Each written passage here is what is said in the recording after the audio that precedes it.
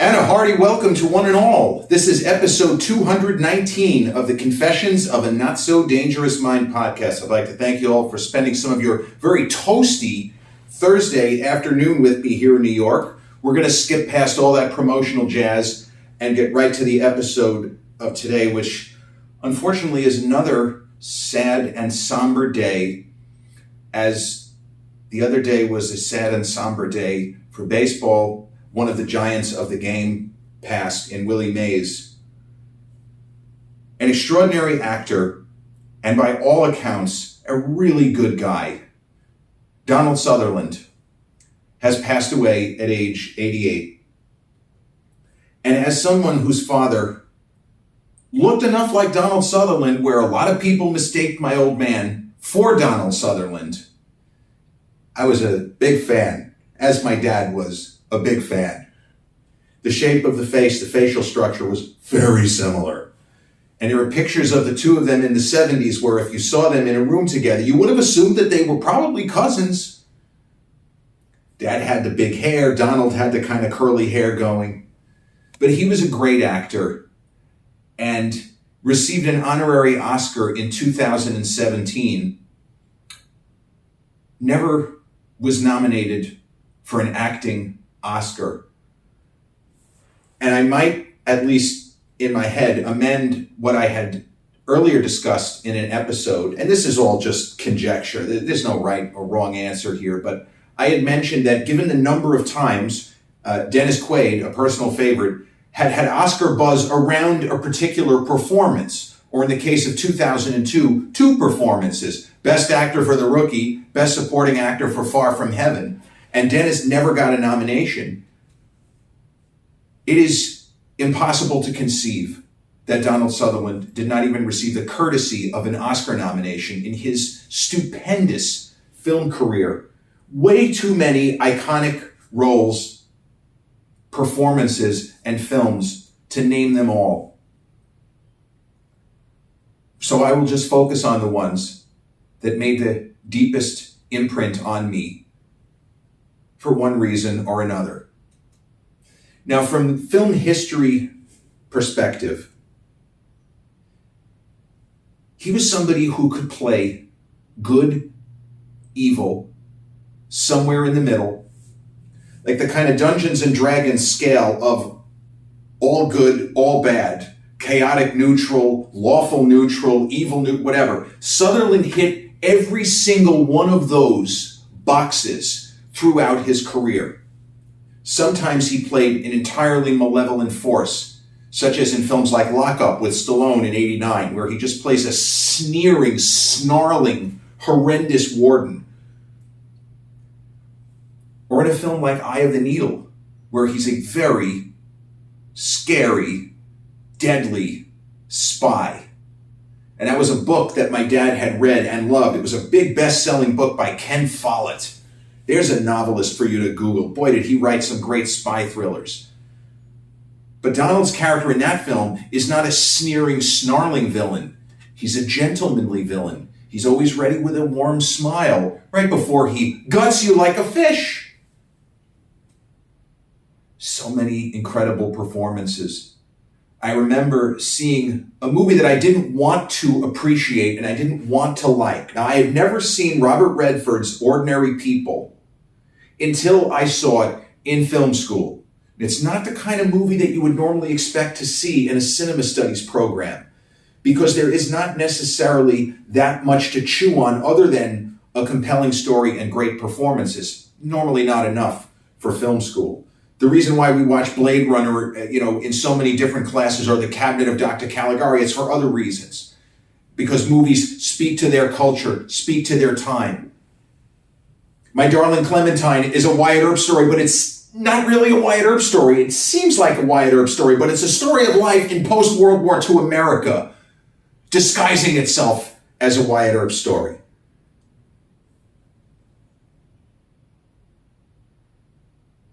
Ordinary People got so much acclaim for Timothy Hutton and Mary Tyler Moore, and it won Best Picture and Best Director for Robert Redford, who one of the most talented men to ever work in the movie business, one of the most talented people, and a great human being on top of that. I love Robert Redford. I had 2 weeks here on the channel where I talked about him like 3 times. It was the Robert Redford channel, Confessions of Robert Redford, whatever. But I always objected to the idea that Ordinary People won Best Picture over Raging Bull. Now, Raging Bull is a film I don't enjoy watching.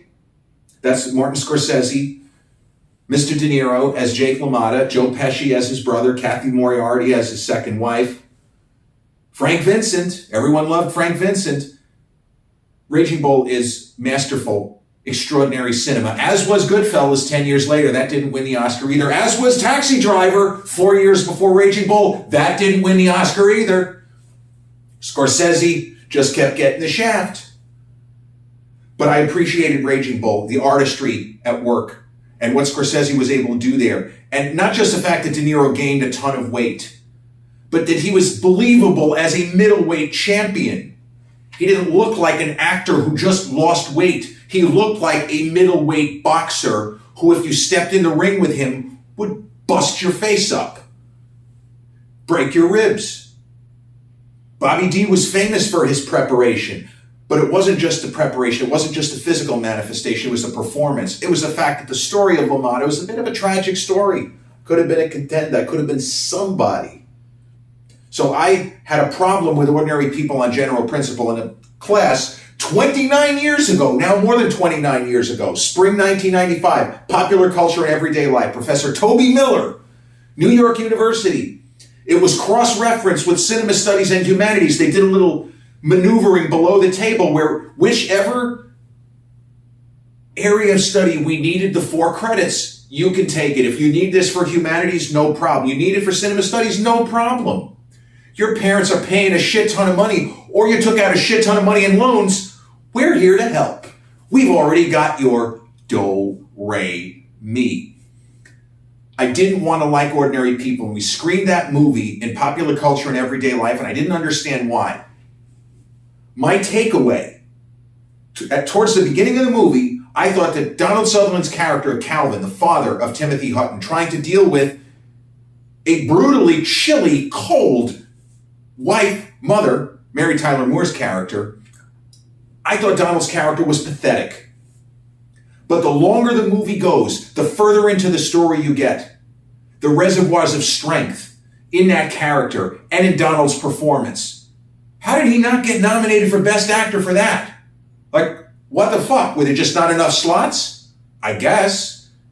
It is a masterclass in emoting without going over the line, and he plays it exactly as you would want a still grieving father trying to balance as many plates as he can. It's probably the best performance of his career, and that is really saying something.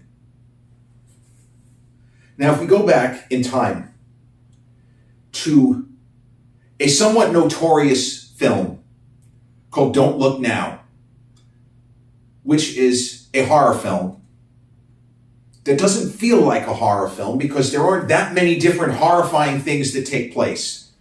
But Don't Look Now is notable for a notorious scene. And let me point out also, if you haven't seen Don't Look Now, I believe it's streaming on the app called Canopy. That's the one you need a library card. You can hack in. I don't know about any other streamers. It might be on Shudder. I personally am not a fan of Don't Look Now, but there are plenty of people that will have it in their top 10 all-time horror films. And it's certainly worth seeing. It's a gorgeous movie, and Donald's performance is really, really good. But the film is also notable for being what a lot of people to this day believe, just about the only time that 2 regular film actors, in this case Donald Sutherland and Julie Christie, actually had sexual intercourse during the filming of the movie. Now, nobody really knows if that's true. Maybe Julie Christie. But if Donald Sutherland knew it was true, well, sadly, he took that with him. But I remember watching that film. Also in film school, we watched it in the horror film, not surprisingly, fall 1994. It'll be 30 years in September is when we watched that movie. But the way that Nicholas Rowe decided to film the sex scene, he did it in reverse. You see Donald Sutherland and Julie Christie as a married couple in Venice, still grieving the loss of their daughter who died horribly, tragically, previous year. They're already dressed. And then we see, as they're kind of dressing to go out to dinner, we then see them having sex, and it goes back and forth. And we weren't told. Professor Legowski, very clever. He didn't say anything. He didn't say, oh, you got to watch the sex scene. It was no, he didn't even tease it. A couple of people in the class, to their credit, had already seen the movie. I hadn't. A movie like that, kind of niche-y, you probably weren't going to find it at Blockbuster. You were going to have to find it at a mom and pop video store. And I didn't even know the movie existed, I don't think. Had I heard of it? Maybe I'd heard of it. Don't remember. When the movie was over, a lot of us were in shock. Professor Legowski said, nobody knows this for 100% certain, but it's on good authority that Donald Sutherland and Julie Christie, who were both single at the time, or maybe it was that they were hooking up, whatever it was, nobody was cheating on their spouse. The word was that they just went for it. Now, there have been other instances where two actors were together and maybe they actually had sex on camera, didn't end up in the film, or maybe not. Two examples. Tom Cruise and Nicole Kidman, Eyes Wide Shut. They were married, and it was a closed set. It was Kubrick and the cinematographer and just them. There was no one else around. Stanley could do a lot of things by himself. He didn't need all of the craftspeople. He knew how to set the lighting, that kind of thing. 1994, The Getaway. Kim Basinger and Alec Baldwin. Not making any jokes. Happily married at the time from all we can gather. And they were together for many years after that. But in that movie, Roger Donaldson, they might have done it. They might have done it. Also a closed set. Nobody knows for sure. But don't look now. And Sutherland's willingness to be so vulnerable. And Julie Christie also. What a wonderful actress. What a great, great, iconic performer in Julie Christie. He did Clute with Jane Fonda. And I think Fonda won an Oscar for that, for her performance. Now, the interesting thing about the movie Clute, it came out in 1971. Technically, it's a cop thriller. Technically, it's a cop thriller. It's not really a cop thriller, though. It's another one of those movies that if you just read the description, you're probably going to be disappointed. The description makes it sound like an exciting French Connection, Dirty Harry type of a film. It's not. It's about a high-priced escort, played by Jane, named Bree, and about a dogged detective, John Clute, played by Donald, who kind of team up to try to solve what amounts to kind of a serial killing. He gives, again, another vulnerable, naked, almost literally, performance. And Jane Fonda will always be, I love Jane Fonda as an actress. We can take issue with some of the shit that she did in the 60s. We're still angry about 1968, some people. I don't really, whatever, it happened. She's apologized for 56 years. Probably more than that. But the idea is, Jane Fonda is a brilliant actress. She didn't make it as far as she did. She didn't become as polarizing a figure as she did just because she was an attractive person. She didn't marry Ted Turner. That was one of the what a great pairings. Ted Turner and Jane Fonda. When they split up, Ted Turner famously, that was the year that the AOL Time Warner merger in the late 90s. And they asked Ted how his year was. He said, it sucked. I got fired and my wife divorced me. He could have been any other schmuck, was the idea. But Jane Fonda and Donald Sutherland, in an unconventional way, are both brilliant in the movie Clute. And another irony is, yes, that's the same 1971 as A Clockwork Orange. McCabe and Mrs. Miller, starring Warren Beatty and who? Julie Christie, who I just mentioned. Robert Altman film, not that great. Quentin Tarantino has talked about it extensively. He said there are sections of that film, I don't know what the fuck Altman was doing with the editing. The sound editing is fucked up. What is he, in college? And then there are other things he said, but there are elements in that film that are incredible. That's the thing with Quentin. He talks so fast that he boop, boop, boop, boop, boop.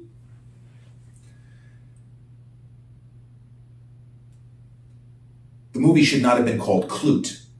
It probably should have been called Brie, because Donald's character is not really the central figure. So you say to yourself, why did they name it Clute? Dirty Harry's the main character of Dirty Harry.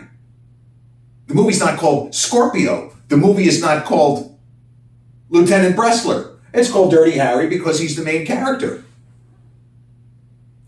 The first Rocky movie is not called Apollo Creed. It's not called Creed, it's called Rocky. But you know what? It's 53 years old. That was something that always bothered me. Don't get it, don't understand.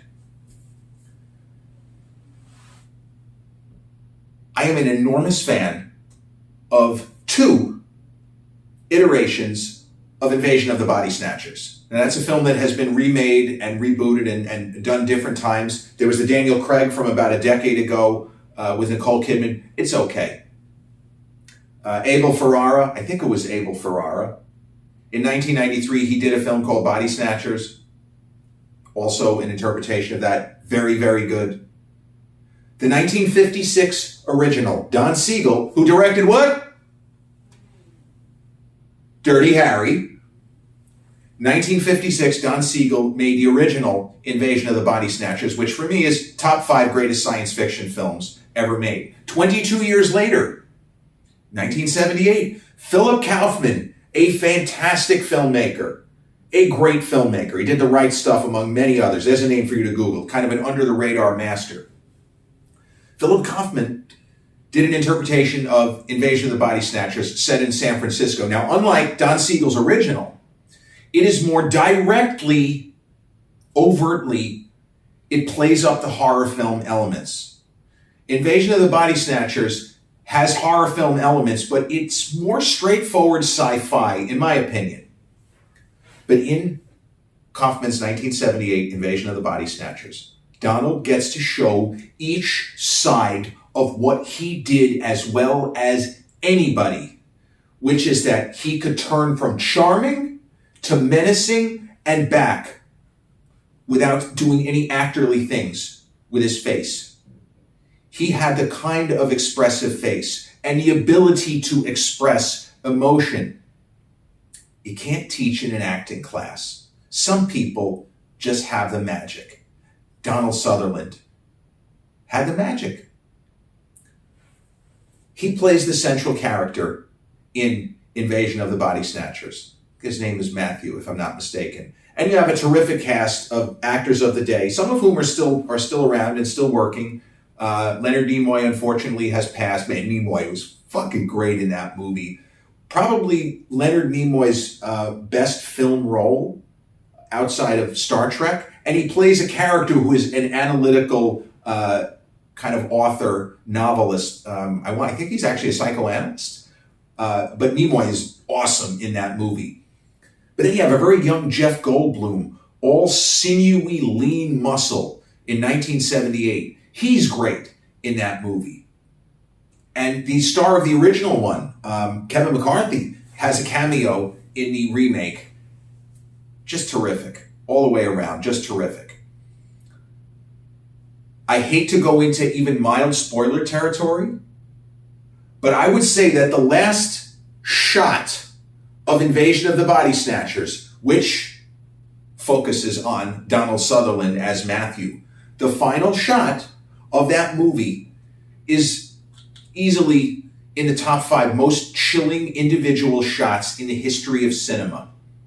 It's almost impossibly scary. And I'm getting goosebumps right now thinking about how fucked up that is and the ending of that movie. So the original, again, I hate to even give you mild spoilers, but the original Invasion of the Body Snatchers, what Siegel was trying to do was have an open ending where it appears humankind is probably fucked, but without saying it. Without saying it. Robert Aldrich's Kiss Me Deadly, the movie seems to end with a nuclear explosion. The world is probably doomed, but maybe not. Thelma and Louise, Susan Sarandon and Gina Davis, they go off the cliff, but we don't actually see them die. Butch Cassidy and the Sundance Kid, we don't actually see them die. The original Invasion of the Body Snatchers was supposed to end with this open ending. The world's probably fucked, but maybe it isn't. Who knows? The 1978 remake Donald in that last frame. Veronica Cartwright is probably fucked. And in her next movie, Alien, she was probably fucked there too. Boy, she's gotten bumped off a lot. 1987, Witches of Eastwick, her character doesn't meet a particularly great end. Candyman 2, Farewell to the Flesh, same thing. But when I think of Donald Sutherland in a more contemporary sense. He was the kind of screen presence that could make an impression with very little screen time. And I'm thinking specifically of what he does in Oliver Stone's JFK. A movie that is problematic, don't get me wrong. Oliver made up a lot, well, made up maybe is wrong. He assumed a lot of things. He threw a lot of theories about what could have happened at various points and who might have been involved. That's a more kind of middle-of-the-road way of explaining it. But there are scenes in JFK that are extraordinary. And I realize I've used the word great a lot, best, this, that, and the other thing. But there is a scene in the movie JFK. It's the only scene with Donald Sutherland. He plays a guy who was loosely based on a real person who worked for the government and was very, very deep black ops kind of a guy. And he has a scene with Kevin Costner, who plays the lead character, the real guy, Jim Garrison, who brought the trial, attempting to hold the conspiracy was, bring the conspirators to justice. But Donald Sutherland has a scene on a park bench somewhere in D.C. with Kevin Costner. I don't know if it's 10 minutes, it's 15 minutes, but I will say that it is the best stretch of cinema of that length of time that I have ever seen. It's because of Sutherland's flat, unaffected line readings, his chilling line readings, as he lays out who killed Kennedy and why and how. And if you start matching up timelines of when I know certain events took place, Oswald was a patsy. Didn't happen the way that you were told, that everyone was told. It's just marvelous, extraordinary cinema. And he had that ability to be riveting, the way that his eyes would dance. In a movie like Backdraft, same year, 1991. Not a great movie, love Ron Howard, cast is great, Kurt Russell, William Baldwin, a very young William Baldwin, De Niro. The moment Donald Sutherland plays an arsonist in that movie. And you never get the sense that he's trying to make the most of his screen time. But in very limited screen time, he crafts a character of somebody who is completely bonkers. And he has a scene with Billy Baldwin. It's just amazing. Billy Baldwin asks him a question, and Sutherland's entire face lights up, almost like it's on fire. And he gets this giddy look, and he goes, "Oh, did the fire look at you? Did it look at you?" It's just amazing. And he played more villains throughout the 90s. He plays a kind of a heel character with Will Smith in the 6 Degrees of Separation adaptation. Good movie. Play was better. Movie is pretty good. Outbreak, he plays, I don't think that his character was even needed, but he plays a military guy who is kind of chaotic evil, if we're going to use the Dungeons and Dragons scale. He's not really the villain. The villain is this horrendous virus. But the idea was the virus was formulated and built by the United States government sometime in the 60s, and he's kept a lid on it, and now the virus has gotten out. So he's kind of the bad guy. Doesn't have that much to do there. But what he does, he's terrific. Now, I never really liked the Hunger Games movies. I think Jennifer Lawrence is terrific. She's had an unusual career, winning the Oscar in 2013. But I never got into the Hunger Games movies. I didn't read the books. And the way the books were described, I was already Stephen King fan. And when I read The Hunger Games, or read of The Hunger Games, I said, they took 2 Stephen King books and combined them. Fuck this. The Long Walk and The Running Man. Combine The Long Walk and The Running Man, you've got The Hunger Games. No thank you. I'm all set here. And it's to King's credit, if you want to say that that he has never come out directly and said, this is fucking bullshit. The Hunger Games is 70% of those two novels. But I did watch the first Hunger Games movie. I mean, it was reasonably entertaining. Yeah, Jennifer Lawrence is very convincing. I like what she did there. It was reasonably entertaining, but I didn't really have any interest in going further. He always took risks, going back to his early days when he made Kelly's Heroes with Clint and played kind of a surfer dude type, like the sort of individual who would be discussing and debating existential crises in 1970. Give me those positive waves, man. He was in MASH, the MASH movie, right around the same time frame.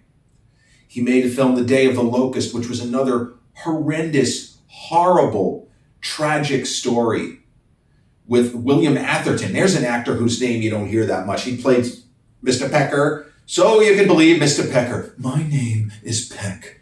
Ghostbusters. That's a fantastic movie. Karen Black, another name you don't hear that much anymore, was in that. Sutherland worked steadily. And I hate to say it, my guilty pleasure, my favorite Donald Sutherland film and performance, just for the entertainment value and for the kind of fun of the fact that he looked a lot like my dad, and my dad was constantly asked or told, you look like Donald Sutherland. There was a time where my father was in the conference room at a client, probably in the mid-2000s, maybe a little bit earlier. And one of the partners came in to see my dad, and the partner was laughing. My dad's just he's working on the books. He's an auditor. He's doing the auditing. What the fuck? Partner comes in, laughs, and says, Al, I got to tell you this. What? He said, remember that kid I introduced you to, James? Yeah, nice kid. CPA. Yeah, what about him? He asked if you were Donald Sutherland. He didn't say you look like Donald Sutherland, because he got that every day. He asked if you were Donald Sutherland. My dad, always quick with the wit. He said, tell a kid that Donald Sutherland can't do certified audits. Guy broke up laughing. But Space Cowboys, with my single favorite person in the history of the movie business, Clint Eastwood. Donald Sutherland plays Jerry O'Neill, the ladies' man in the group. And it's interesting because you have Clint and James Garner. That's the old guy from The Notebook for you youngins. If you don't know who James Garner is, he was the old guy in The Notebook. And Tommy Lee Jones, who was too young to be in this movie, but we go with it. Clint's original plan, his goal was to do a true Legends tour. He had the project for a number of years, and his fantasy, even Clint Eastwood has fantasies, was Beatty, Redford, Nicholson, and Clint. Now, I wish that we could reboot The Matrix and see what that movie would have been, and I don't know who would have played the ladies' man in that one, because you could say it could be Jack, it could be Redford, it could be Beatty. It wouldn't have been Clint. But in this iteration, the one that we got, which is a terrific film, and I feel like it's underrated by history because it doesn't take the story quite as seriously as it could, possibly. But Donald Sutherland plays a ladies' man, and he gets to deliver easily a top 10 favorite movie line ever. So in brief, because I don't want to run too long, this episode is going to run long, but I'm going to close. This is the last movie I'm going to talk about. I just love Donald in this film. It's about four old geezers who were part of the original space program trying to break the sound barrier, the Chuck Yeager days. And Clint's character is presented in that light that he would have been flying with the Chuck Yeagers of the day. But when NASA was formed, these guys got the shaft. And that includes Clint's character, Tommy Lee, James Garner, and Donald Sutherland. Now it's the late 1990s, and a satellite that Clint's character, Frank Corbin, who is a brilliant scientist, certainly the most intelligent guy Clint Eastwood ever made. This guy's supposed to have an IQ probably 180, but he's still a crotchety, the Clint of that day where he was, get off my lawn, like that kind of thing, even though this was years before that.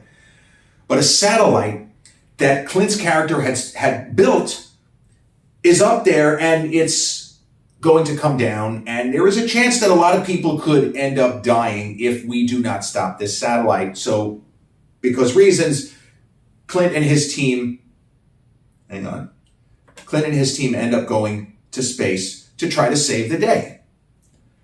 Now, Donald Sutherland has a moment. Now, we're led to believe that his character is a ladies' man. When we first meet him, and he's probably supposed to be, he's in his 60s.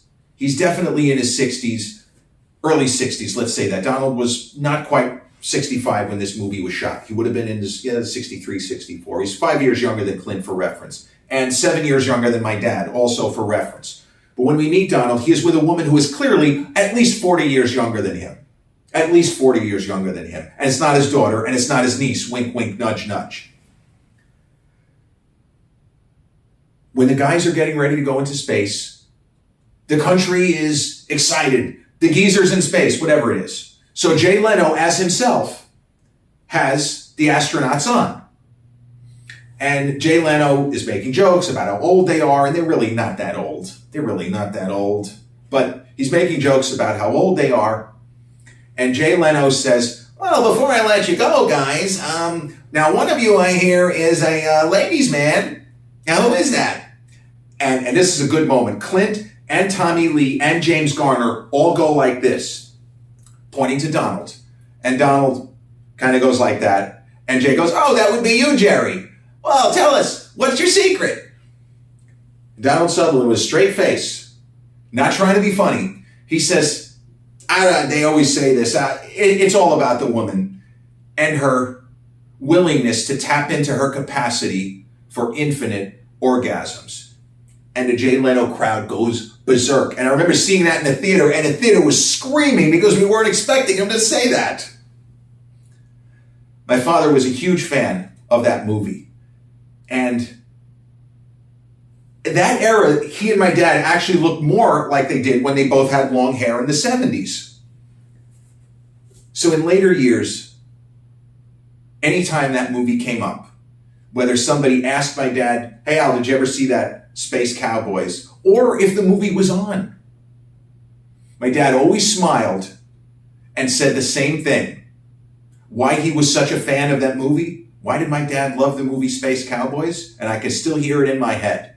He would give that little devilish smile that he was known for. My dad, Alan Philip Cohen. He'd give that little smile and he'd say, I love Space Cowboys. It's one of my best performances. It was the only time that he ever took credit for his doppelganger, Donald Sutherland. But for all the laughs and for the fact that I've been so animated during this episode, it is sad. I didn't know he was sick. And it was, I believe, his son Kiefer who broke the news. I saw an Instagram post. It was the first one on my feed. And Kiefer Sutherland is not really as much of a techie as you would think. He doesn't post that often. When I saw a picture of Kiefer as a toddler with his father, and I didn't think anything of it, and then I read, it's with a heavy heart that I have to share the terrible news that my father has passed. And Hollywood will be a little brighter, a little less bright, I should say. It's dimmer. And he really was a unicorn. That he could wear so many hats, that he could succeed in so many different kinds of roles, always challenging himself to do more and do better, and continuing to work well into his 80s. I am glad that the Academy gave him an honorary Oscar, much the same way that they gave Cary Grant an honorary Oscar.